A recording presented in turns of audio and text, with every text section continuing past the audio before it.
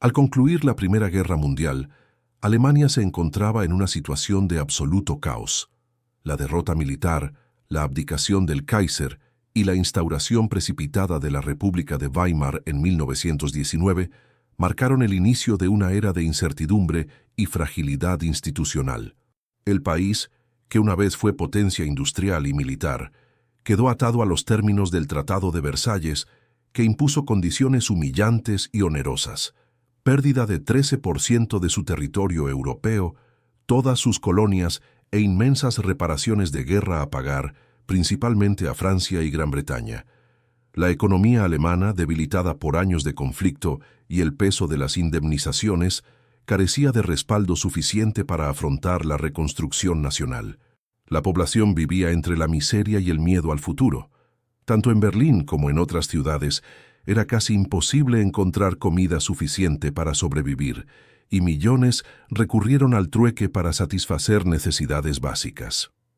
El pilar fundamental de la economía, el marco alemán, comenzó a tambalear, intensificándose la depreciación de la moneda desde 1919. La República de Weimar, incapaz de generar impuestos suficientes, optó por imprimir grandes cantidades de dinero sin respaldo, lo que desembocó en la famosa hiperinflación de 1921-1923. El Papiermark se convirtió en papel sin valor, haciendo que los precios aumentaran desorbitadamente de una semana a otra, mientras los ahorros de la clase media desaparecían. En marzo de 1921, la relación era de 60 marcos por dólar estadounidense. En noviembre del mismo año llegó a 331 y al poco tiempo llegaría a cifras millonarias. Salarios insuficientes, bancos colapsados y bonos gubernamentales sin utilidad arrojaron a la sociedad alemana al abismo de la pobreza. No solo la economía sufrió, la crisis política era igualmente severa. El enfrentamiento entre diversos grupos, socialdemócratas, comunistas, conservadores, movimientos nacionalistas y fuerzas paramilitares como los Freikorps, convertía las calles en escenarios de violencia cotidiana. Cuando la inflación arrasó los recursos y la confianza pública, la fe en las instituciones democráticas se erosionó y especialmente la clase media se sintió traicionada por el nuevo sistema.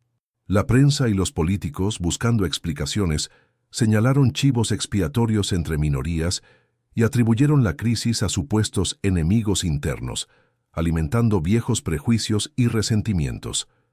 Entre 1919 y 1923, Alemania experimentó sucesivos golpes y revueltas, el levantamiento espartaquista, intentos de golpe comunista y la violencia de la ultraderecha.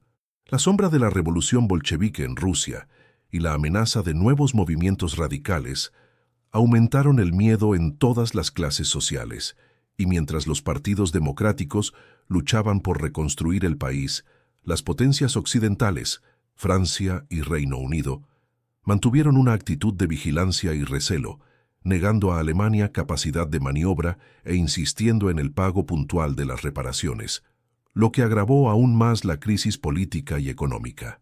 A pesar de que la situación mejoró brevemente, con la introducción del Rentenmark en 1924 y el Plan Dawes, el daño psicológico y material estaba hecho. La humillación nacional, la pérdida de bienestar y la percepción de injusticia internacional dejaron una herida profunda en la sociedad alemana. Ese resentimiento colectivo se convertiría en el caldo de cultivo para el auge de movimientos autoritarios y la erosión paulatina de la democracia weimariana, abriendo la puerta a líderes que prometían orden y grandeza nacional a cualquier precio. La fractura social, el miedo al comunismo y la desesperación por el presente marcan el epílogo de esta primera etapa. Alemania, golpeada por la guerra, la deuda y la inflación, buscaba una salida rápida, incluso si ello significaba mirar hacia ideologías radicales que portaban promesas temerarias. Así, el país entraba en la década de 1920 sumido en una crisis a múltiples niveles, preparando el terreno para que figuras como Adolf Hitler y el partido nazi capitalizaran el descontento reinante. La década de 1920 en Alemania se caracteriza por el surgimiento de nuevas fuerzas políticas que buscan canalizar el profundo malestar social, y ninguna lo hace con tanta eficacia ni contundencia como el Partido Nacionalsocialista Obrero Alemán, NSDAP, conocido mundialmente como Partido Nazi. Su irrupción en el panorama político alemán responde, en gran medida, a la habilidad de Adolf Hitler para capitalizar el resentimiento nacional, la frustración ante la crisis económica y el descrédito de las instituciones democráticas de la República de Weimar. La historia comienza en 1919, cuando Hitler se une al modesto Partido Obrero Alemán, DAP, en Múnich. Rápidamente se convierte en uno de sus miembros más influyentes, destacando por su oratoria apasionada y radical. En febrero de 1920, con su impulso, el DAP cambia su nombre a NSDAP, adoptando una plataforma que mezcla nacionalismo extremo, racismo y promesas de restaurar la grandeza alemana. Hitler asume el papel crucial de jefe de propaganda, desplegando su talento discursivo para sumar seguidores entre las clases medias arruinadas, trabajadores desempleados y excombatientes resentidos. Sin embargo, el ascenso del partido no es inmediato. En sus primeros años, el NSDAP es una fuerza marginal, oscilando entre la actividad parlamentaria y la violencia callejera.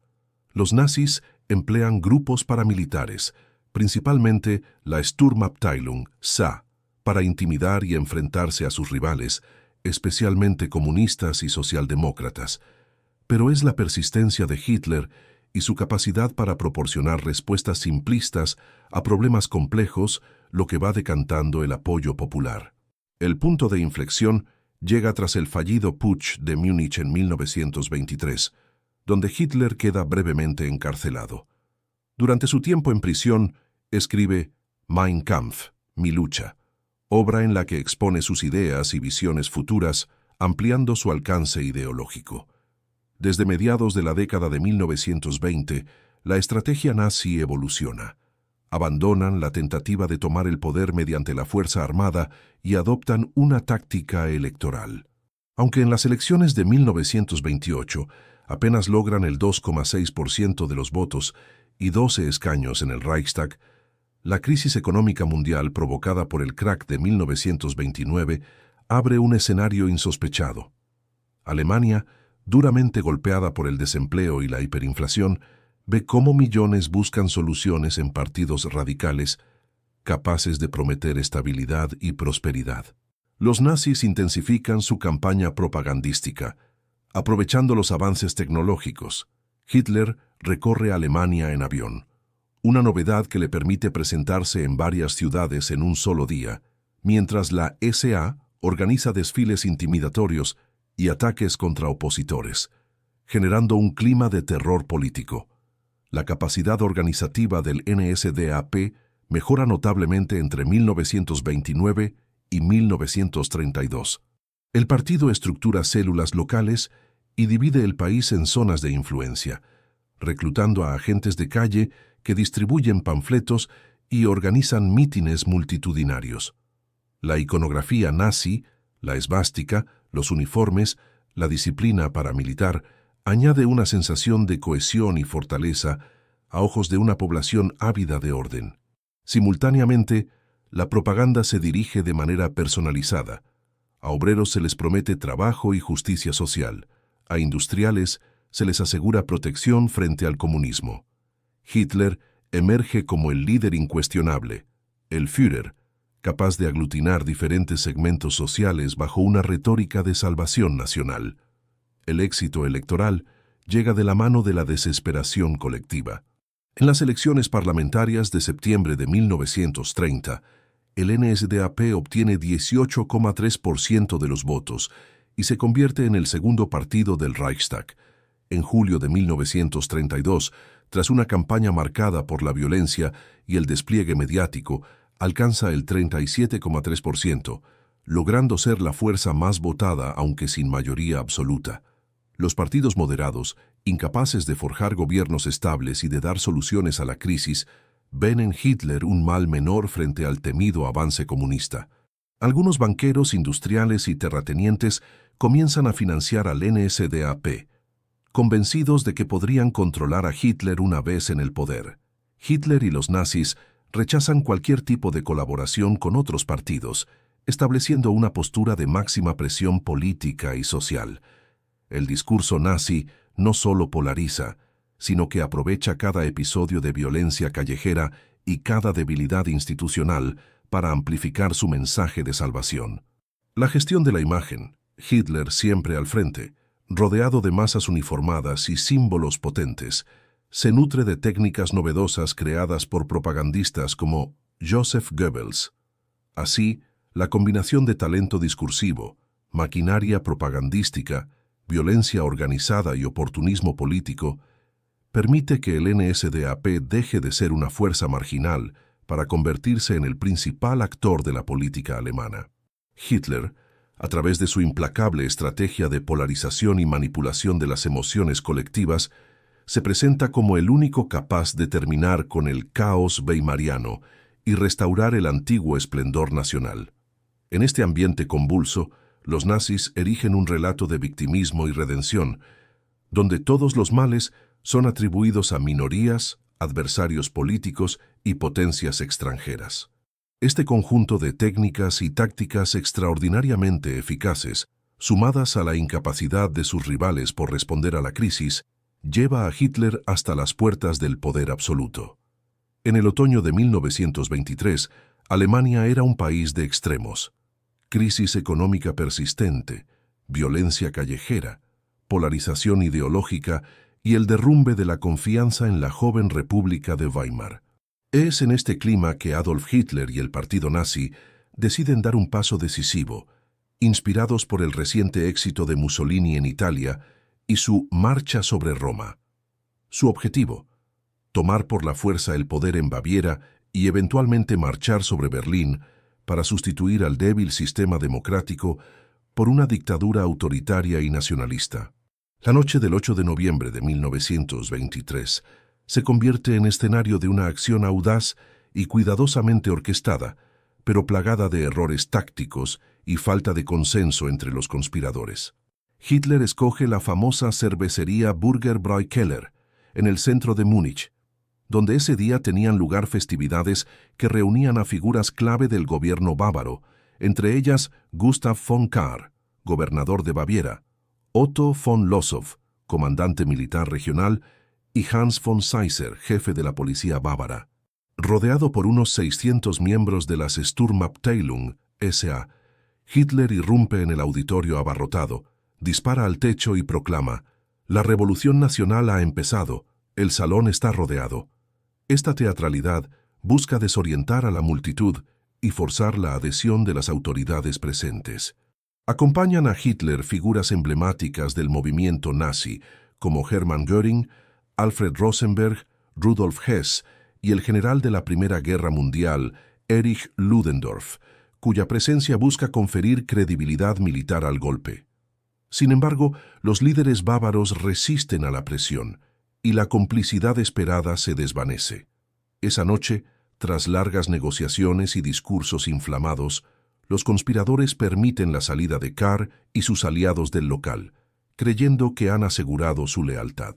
Un error táctico grave, pues aquellos rápidamente solicitan ayuda militar para aplastar la revuelta. La mañana del 9 de noviembre, Hitler y sus seguidores, alrededor de 2000 hombres, deciden continuar con el plan y marchan por las calles de Múnich hacia el Feldherrnhalle, el emblemático memorial dedicado al ejército bávaro. Sin una estrategia concreta ni el respaldo popular o institucional necesario, se encuentran con cordones policiales y militares que se han preparado a toda prisa durante la noche. Se produce un enfrentamiento sangriento. 16 nazis, 4 policías y un civil mueren como resultado de los tiroteos. Muchos golpistas huyen.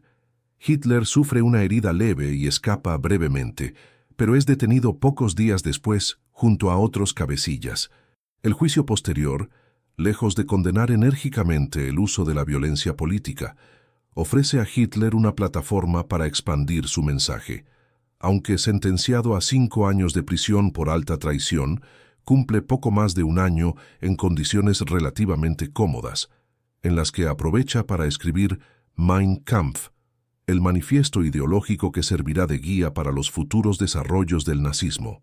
Además, la cobertura mediática del juicio y la benevolencia de parte del tribunal contribuyen paradójicamente a ampliar la notoriedad de Hitler y presentarlo como un líder decidido, capaz de desafiar al Estado y articular un relato de victimismo y redención nacional. El fracaso del putsch es clave en la transformación de la estrategia nazi.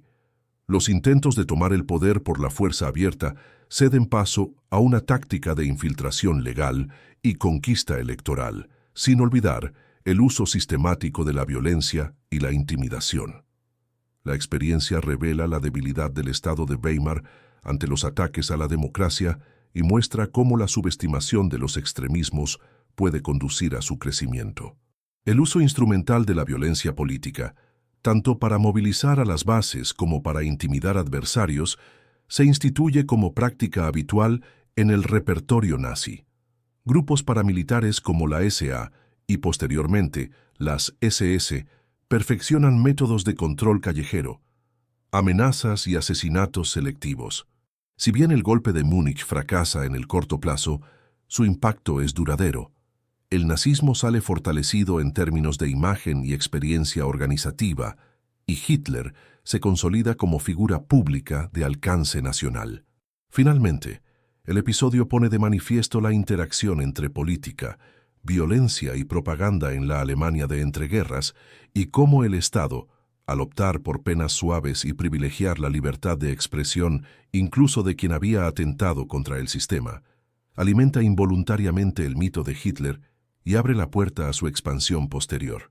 La transición de Adolf Hitler y el partido nazi, desde la oposición radical hasta la jefatura del Estado alemán, no se materializó mediante golpes de fuerza, sino a través de un conjunto de procesos legales, negociaciones políticas y graves errores de cálculo por parte de las élites conservadoras.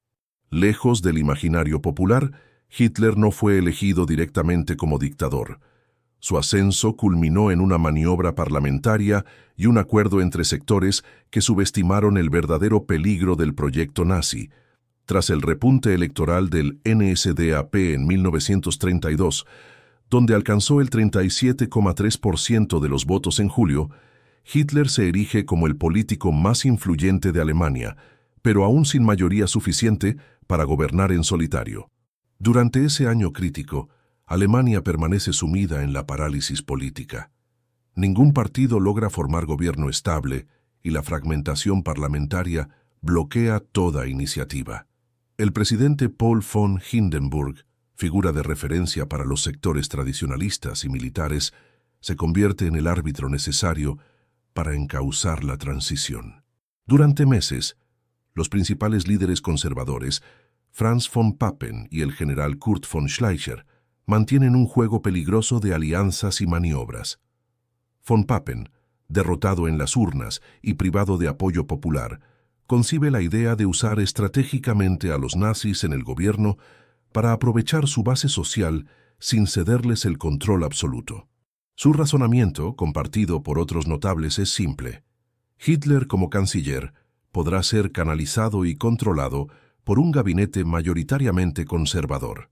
Consideran al líder nazi un advenedizo útil pero manipulable. Hitler, por su parte, se niega tajantemente a aceptar otro puesto, que no sea el de jefe de gobierno. Su posicionamiento intransigente fuerza sucesivas negociaciones. A finales de enero de 1933, una coalición de intereses conservadores y nacionalistas, presionados por la incapacidad de los anteriores cancilleres y el miedo al avance comunista, convence a Hindenburg de ceder. El 30 de enero de 1933, en una fría mañana berlinesa, Adolf Hitler es nombrado oficialmente canciller de Alemania. El momento, lejos de ser celebrado por todos, se percibe incluso entre los aliados conservadores como un sacrificio circunstancial para salvar la estabilidad nacional. La ceremonia es sobria, pero en las calles, la milicia nazi SA organiza desfiles con antorchas y celebraciones masivas. Sin embargo, la Constitución democrática sigue vigente. Legalmente, Hitler está atado a la coalición parlamentaria y sujeto a límites institucionales. Hitler actúa de inmediato. En el gabinete hay solo 3 nazis frente a 8 conservadores, pero las carteras clave, interior y propaganda, quedan bajo poder nazi, permitiendo el control de la policía y los medios. Joseph Goebbels y Hermann Göring, colaboradores leales, preparan la maquinaria de propaganda y seguridad para acelerar el cambio institucional. La oportunidad surge en la noche del 27 de febrero de 1933, cuando el Reichstag, parlamento alemán, es incendiado en un ataque atribuido oficialmente a comunistas. Este hecho permite que Hitler convenza a Hindenburg para la promulgación del decreto del incendio del Reichstag, suspendiendo las libertades civiles bajo el pretexto de proteger el Estado contra la conspiración bolchevique. El decreto proporciona a los nazis carta blanca para perseguir adversarios políticos, arrestar a miles de comunistas y socialdemócratas e instaurar un clima de terror legalizado. Pocos días después, la policía detiene a los principales diputados comunistas y cierra sus sedes y periódicos. Los grupos paramilitares intensifican la intimidación en calles, sindicatos y universidades. La oposición democrática queda paralizada. La siguiente jugada clave es la aprobación de la ley habilitante Ermächtigungsgesetz, el 23 de marzo de 1933.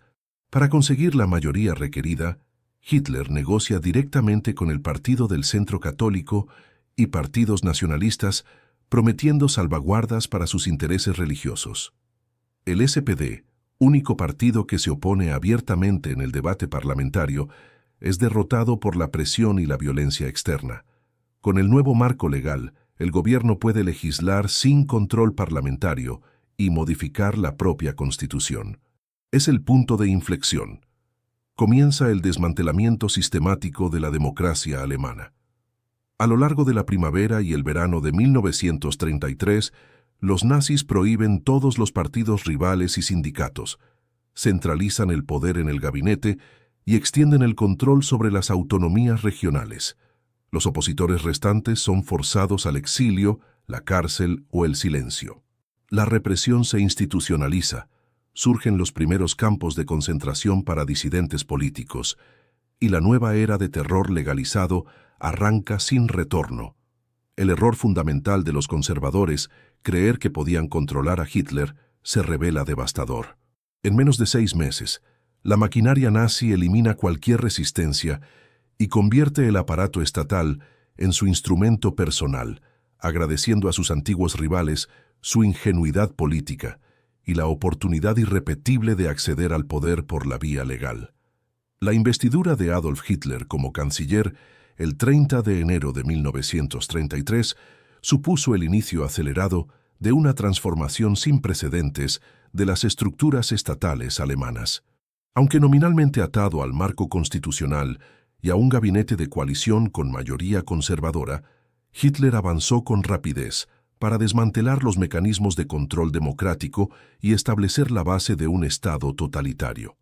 El detonante inmediato fue el incendio del Reichstag, la noche del 27 de febrero de 1933. El Parlamento ardió y el régimen acusó del atentado a los comunistas, en especial a Marinus van der Lubbe, un obrero holandés, aunque nunca se encontraron pruebas concluyentes de complicidad organizada. La cúpula nazi, liderada por Hitler y Göring, aprovechó magistralmente el suceso para declarar la existencia de una conspiración comunista y exigir al presidente Paul von Hindenburg la promulgación de medidas excepcionales. Al día siguiente se promulga el decreto del incendio del Reichstag, suspendiendo prácticamente todos los derechos civiles protegidos por la Constitución: libertad de expresión, reunión, prensa y privacidad de la correspondencia. Permitía a la policía detener arbitrariamente, allanar domicilios sin orden y encarcelar a cualquier opositor potencial al régimen, sin necesidad de juicio ni garantías procesales. Rápidamente, decenas de miles de comunistas, socialdemócratas y críticos del nazismo son arrestados, y para alojarlos se inauguran los primeros campos de concentración, como Dachau, a las afueras de Múnich, el 22 de marzo de 1933. Las condiciones en estos lugares son atroces: humillaciones públicas, torturas y ejecuciones extrajudiciales. Mientras tanto, el aparato propagandístico nazi infunde un clima de miedo e histeria social. Hitler y sus ministros justifican cada paso como defensa contra enemigos internos y garantía del renacimiento nacional. Pero tras la fachada legal, el objetivo es silenciar toda oposición y someter la sociedad al control autoritario. El siguiente acto clave ocurre el 23 de marzo de 1933, cuando el Parlamento, rodeado por las SA y la SS, aprueba la ley habilitante. Este texto concede al gobierno plenos poderes legislativos y lo libera de toda supervisión parlamentaria y presidencial durante 4 años, legalizando el gobierno absoluto de Hitler. Solo el SPD vota en contra. Los demás partidos ceden, presionados por la intimidación y el temor al caos. En cuestión de semanas, la democracia alemana deja de existir. El proceso conocido como Gleichschaltung, coordinación o asimilación, se extiende a todos los ámbitos de la vida pública. Los sindicatos independientes son suprimidos y sustituidos por el Deutsche Arbeitsfront, controlado por los nazis. Los partidos políticos restantes se disuelven o son prohibidos. En julio de 1933, el NSDAP es declarado el único partido legal en Alemania. Los funcionarios sospechosos, especialmente judíos y opositores, son purgados de la administración. La prensa, la educación y las asociaciones civiles quedan bajo estricta censura estatal. Simultáneamente, comienzan ataques sistemáticos contra los judíos y elementos indeseables. El 1 de abril de 1933 tiene lugar el primer gran boicot a los negocios judíos. Durante ese mes, los nazis lanzan una campaña propagandística para estigmatizar a la población judía y promover su exclusión social y laboral. El 10 de mayo de 1933, en varias ciudades alemanas, estudiantes y militantes nazis oran hogueras públicas para quemar libros considerados contrarios al espíritu alemán, incluida literatura judía y de la oposición política. Estas acciones son preludio de una ola de leyes discriminatorias y persecuciones que culminarán años más tarde en el Holocausto. La represión no se limita a adversarios políticos y minorías étnicas, abarca también a otros grupos vulnerables: homosexuales, discapacitados, gitanos y asociales son identificados, perseguidos y en muchos casos sometidos a esterilización forzosa y reclusión en campos. En pocos meses el Estado alemán se convierte en una maquinaria de control y represión masiva. La sociedad alemana, enfrentada a una combinación de violencia, propaganda y presión institucional, es asimilada progresivamente. Los sindicatos, clubes deportivos, asociaciones culturales y juveniles pasan a estar dirigidos por el NSDAP, mientras las voces disidentes desaparecen por exilio, encarcelamiento o asesinato. Es crucial señalar que el régimen mantuvo una puesta en escena internacional para aparentar legalidad y respeto institucional, intentando suavizar inicialmente la apariencia de persecución para no despertar recelos prematuros entre las potencias extranjeras. Sin embargo, desde dentro, la represión se hacía cada vez más brutal y sistemática. Estas medidas sentaban las bases para el totalitarismo. Hitler, ya sin frenos ni supervisión institucional, puede transformar rápidamente el Estado en su instrumento personal. El aparato policial, liderado por figuras como Göring y Heinrich Himmler, se perfecciona y especializa en la vigilancia, restaurando el terror como elemento cotidiano de la vida alemana. Al final de este proceso, la sociedad alemana había perdido sus libertades, su pluralidad política y su capacidad de resistencia institucional. La dictadura nazi podía operar sin obstáculos, avanzando hacia tareas aún más sombrías: la eliminación física de la disidencia y la sistematización del genocidio. A partir de mediados de 1933, el régimen nazi no solo intensificó la represión contra adversarios externos, sino que inició un proceso sistemático de depuración interna y perfeccionamiento de su maquinaria de poder. Este proceso conocido como Gleichschaltung, literalmente sincronización o estandarización, buscó eliminar cualquier foco de resistencia dentro y fuera del movimiento nazi, estableciendo una dictadura basada en el terror y la obediencia absoluta. Tras la eliminación legal de los partidos políticos opositores y la prohibición de sindicatos independientes, Hitler entendió que todavía debía afrontar desafíos dentro de su propio círculo: líderes carismáticos, desconfianza entre sectores radicales y tradicionales, así como tensiones entre las tropas de asalto, SA, y el ejército regular. Ernst Röhm, jefe supremo de la SA y figura destacada entre los militantes, aspiraba a transformar la organización paramilitar en el nuevo Ejército Nacional, desplazando la influencia de los altos mandos tradicionales. El conflicto se intensificó en 1934. Röhm reivindicaba la Segunda Revolución, exigiendo mayores cambios sociales y económicos que amenazaban la alianza de Hitler con los industriales, los altos burócratas y los conservadores. Por su parte, los generales del Reichswehr temían una pérdida de privilegios y autonomía frente a la poderosa tropa de asalto. La tensión alcanzó su punto crítico en junio, cuando Hitler, aconsejado por Heinrich Himmler y Hermann Göring, decide eliminar a Röhm y a los principales líderes de la SA para calmar las inquietudes del ejército y consolidar su propio poder. El 30 de junio de 1934 estalla la Noche de los Cuchillos Largos. Diversos comandos de la SS y la Gestapo reciben órdenes de asesinar a Röhm y a docenas de altos responsables de la SA en toda Alemania. En apenas unas horas, la estructura interna nazi se purga de elementos incómodos, se ejecuta a rivales políticos y se ajusta cuentas con disidentes incluso dentro del partido. El episodio no solo liquida la autonomía de la SA, sino que envía un mensaje aterrador: nadie, ni siquiera los más fieles, está a salvo si supone una amenaza para el líder supremo. Hitler, con frialdad calculada, justifica públicamente la masacre como acto de defensa del Estado contra una supuesta conspiración y recibe el respaldo del presidente Hindenburg y la mayor parte de la alta sociedad alemana. El Reichstag aprueba la legalidad de las ejecuciones retrospectivamente, consolidando el principio de que la voluntad del Führer queda por encima de toda ley.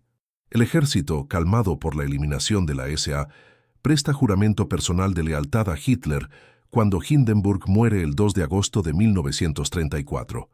Es el momento clave en el que Hitler une la jefatura de Estado y gobierno en la nueva figura del Führer und Reichskanzler, jefe absoluto de Alemania. La consolidación del poder se traduce en un uso intensivo del terror y la vigilancia. La Gestapo, dirigida por Himmler, se expande como policía secreta omnipresente, capaz de detener arbitrariamente, torturar e interrogar sin límites legales.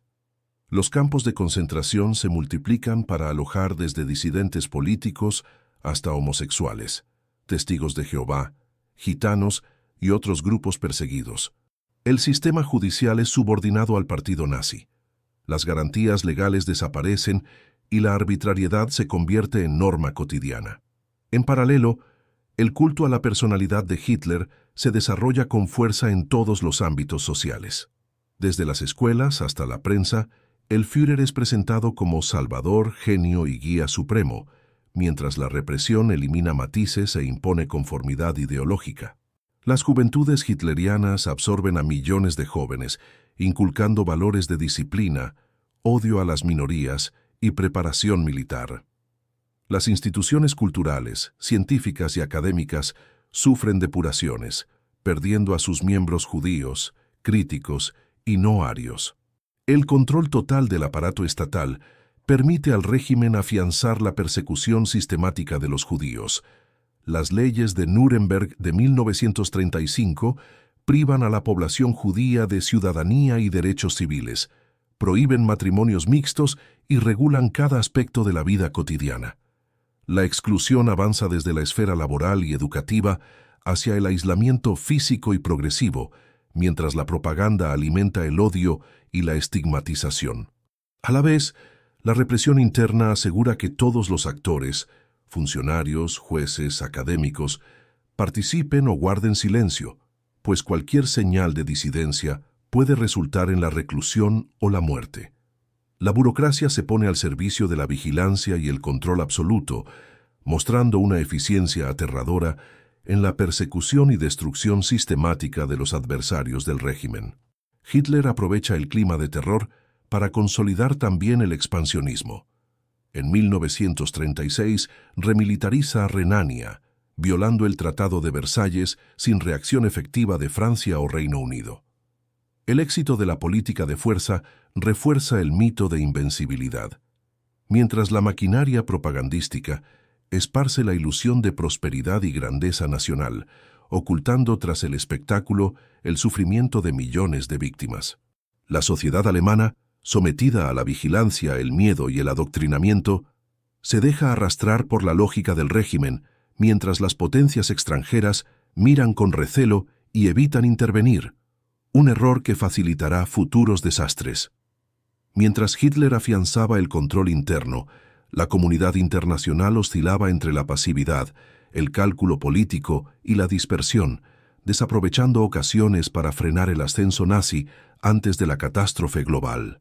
Las democracias europeas, exhaustas tras la Primera Guerra Mundial y agobiadas por la crisis económica, subestimaron la amenaza o bien optaron por la política de apaciguamiento, esperando que ceder ante ciertas demandas alemanas aseguraría la estabilidad continental.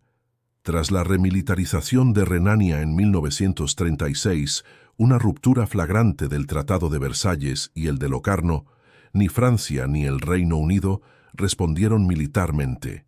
Los mandos franceses, pese a su superioridad local, dudaron en tomar medidas sin el apoyo explícito británico. En Londres, el primer ministro Neville Chamberlain y buena parte de la opinión pública abogaban por evitar otro conflicto sangriento, privilegiando el diálogo y la contención diplomática. Así, la entrada de tropas alemanas en Renania el 7 de marzo de 1936 quedó sin respuesta, reforzando en Hitler la convicción de su propia impunidad. El siguiente desafío fue la anexión de Austria, Anschluss, en marzo de 1938. Adolf Hitler, austríaco de nacimiento, había soñado con la unificación germano-austríaca desde sus primeros discursos partidistas. Aprovechando la debilidad política interna tanto de Austria como de sus vecinos, presionó al canciller Kurt Schuschnigg con amenazas y ultimátums para aceptar la influencia nazi en el gobierno vienés. Ante la negativa y el anuncio de un plebiscito que podía frustrar sus planes, Hitler precipitó la intervención.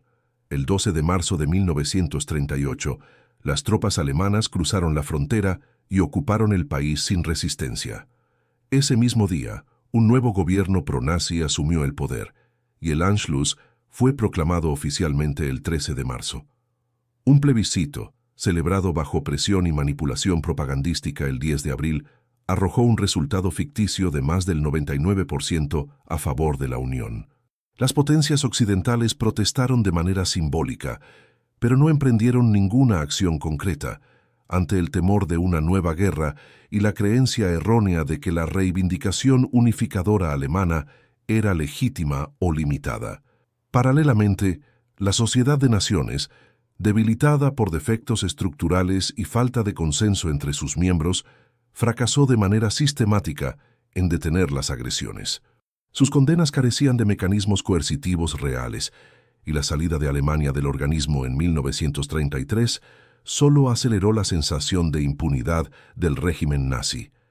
Entre 1936 y 1939, otros episodios muestran la ineficacia internacional para frenar el expansionismo alemán. La Guerra Civil Española sirvió como campo de pruebas para Hitler y Mussolini, que intervinieron abiertamente en apoyo de Franco, fortaleciendo los lazos entre regímenes totalitarios. El Tratado del Eje Berlín-Roma y la posterior firma del Pacto de Acero sellaron la alianza militar entre Alemania e Italia, a la que se sumaría más tarde Japón. En septiembre de 1938 llega el clímax de la política de apaciguamiento, la Conferencia de Múnich. Hitler reclama la región checoslovaca de los Sudetes, habitada en parte por población de habla alemana, bajo la excusa de la autodeterminación. La amenaza de invasión fuerza negociaciones a toda prisa. Chamberlain, Daladier, Francia, Mussolini y Hitler acuerdan ceder los Sudetes a Alemania sin consultar al gobierno legítimo de Checoslovaquia. Se sacrifica así la integridad de un Estado democrático en nombre de una paz frágil, prolongando la escalada agresiva. Chamberlain regresa a Londres proclamando la paz en nuestro tiempo, pero Hitler, en privado, se mofa de la ingenuidad de los líderes occidentales. No solo las potencias occidentales fallaron. En el seno de Alemania, la resistencia interna se mostró dividida y debilitada. Células conspirativas militares y civiles, como los círculos de oficiales conservadores o figuras religiosas como Dietrich Bonhoeffer, planean golpes o atentados, pero carecen de apoyo suficiente, coordinación o valor para actuar durante los primeros años. La Gestapo y la SS, reforzadas por una red de delatores y un clima de terror, neutralizan cualquier intento antes de que llegue a cuajar. La URSS, bajo el liderazgo de Stalin, también adopta una postura ambigua. Tras alejarse momentáneamente de la política europea, en agosto de 1939, Stalin pacta con Hitler el acuerdo de no agresión germano-soviético, conocido como Pacto Ribbentrop-Molotov, que incluye un protocolo secreto para repartirse Polonia y los estados bálticos. La firma de este pacto elimina cualquier posibilidad de resistencia coordinada contra la Alemania nazi e inaugura el inicio de la Segunda Guerra Mundial pocos días después. Durante la fase de ascenso y consolidación del poder, las oportunidades para frenar a Hitler se esfumaron en una mezcla de pasividad, miedo, cálculo oportunista y cierta condescendencia ante sus primeras violaciones. Todas estas oportunidades perdidas evidenciaron que ni el sistema de seguridad colectiva ni la resistencia política interna estaban a la altura de responder a un régimen decidido a destruir cualquier límite legal o diplomático. El cierre de la década de 1930 en Alemania no fue solo una consolidación política y social del nazismo, sino el inicio de una maquinaria de represión y exterminio que superó en brutalidad cualquier sistema represivo conocido hasta entonces en Europa. El Estado alemán, convertido en instrumento total de Hitler y su círculo, activó la persecución sistemática de las minorías y opositores, transformando a millones de ciudadanos en víctimas directas de la ideología nacionalsocialista. Desde la promulgación de las leyes de Nuremberg en 1935, el régimen nazi había institucionalizado el antisemitismo, privando a los judíos de sus derechos, expropiando propiedades y prohibiendo la participación en la vida pública. Pero a partir de 1938, el proceso se vuelve abiertamente violento. La Noche de los Cristales Rotos, Kristallnacht, en noviembre de ese año, desplegó ataques coordinados contra sinagogas, negocios y hogares judíos, resultando en cientos de muertos, miles de detenidos y una escalada de exilio forzado. A diferencia de episodios anteriores, la violencia fue organizada desde el Estado, con la policía y las SS participando activamente, mientras la sociedad alemana era animada a colaborar o permanecer en silencio. El miedo y el odio se convertían en elementos cotidianos. Además de la comunidad judía, otros colectivos sufrieron la represión nazi: gitanos, homosexuales, discapacitados, testigos de Jehová y todas las personas consideradas indeseables por la lógica racial del régimen. Desde 1939, la Action T4 inauguró un programa estatal de eutanasia dirigido a personas con discapacidades físicas y mentales, asesinadas en hospitales y clínicas bajo eufemismos como muerte por misericordia. En total, decenas de miles perderían la vida solo en esta campaña, que luego sería la base de métodos de exterminio aplicados en campos de concentración. La creación y expansión de los campos de concentración, Dachau, Sachsenhausen, Buchenwald y tras el inicio de la guerra, Auschwitz, Treblinka y Sobibor, permitió la industrialización de la muerte. El aparato estatal organizó deportaciones masivas, trabajos forzados, experimentos médicos, torturas y ejecuciones como política oficial. Entre 1933 y 1939, Los campos alojaban principalmente adversarios políticos, pero desde la invasión de Polonia en septiembre de 1939 y en los años siguientes se convirtieron en centros de exterminio para millones de judíos, gitanos, soviéticos y otros pueblos sometidos. La política represiva alcanzó una dimensión internacional a partir de la invasión de Polonia el 1 de septiembre de 1939, con el pacto Molotov-Ribbentrop entre Alemania y la Unión Soviética, permitiendo un ataque coordinado y la partición del país entre ambas potencias. En apenas semanas, la represión nazi se extendió a territorios ocupados, ejecuciones masivas, campos de prisioneros y el primer laboratorio del genocidio que sería la marca de la guerra. Las potencias occidentales, tras años de vacilación y apaciguamiento, declararon la guerra a Alemania, inaugurando la Segunda Guerra Mundial, pero sus acciones iniciales no lograron contener la avalancha destructiva. Paralelamente, la economía alemana se ponía al servicio de la guerra total. Industrias, infraestructuras y recursos humanos fueron canalizados para sostener el esfuerzo militar y la persecución sistemática. El trabajo forzado se extendió a millones de prisioneros, extranjeros y ciudadanos de países ocupados, sometidos a condiciones de vida y trabajo extremas. Cualquier resistencia, real o sospechada, se castigaba con brutalidad ejemplar. En este contexto surge a veces la pregunta: ¿por qué nadie logró detener a tiempo el régimen de Hitler? Las respuestas son complejas y dolorosas. La combinación de violencia institucional, propaganda masiva, represión interna y una política exterior agresiva desactivó la mayoría de los intentos de oposición. La Gestapo y la SS exterminaron redes de disidentes, neutralizando conspiraciones y levantamientos, mientras los países occidentales dudaban o sacrificaban principios en nombre de una paz imposible. En el interior de Alemania, el miedo y la desinformación hicieron que la mayoría aceptase, por supervivencia o conformismo, el rumbo trágico impuesto por el poder. Las consecuencias inmediatas son devastadoras. Millones de seres humanos perdieron la vida en campos de exterminio, guetos y frentes de batalla. La sociedad alemana fue sometida a una dictadura brutal que eliminó el pluralismo, la cultura y la humanidad. Europa se encaminó de manera irreversible hacia uno de los capítulos más sombríos de su historia. El régimen nazi, en apenas 6 años, transformó la sociedad y la geopolítica mundial, dejando una huella de terror, dolor y destrucción.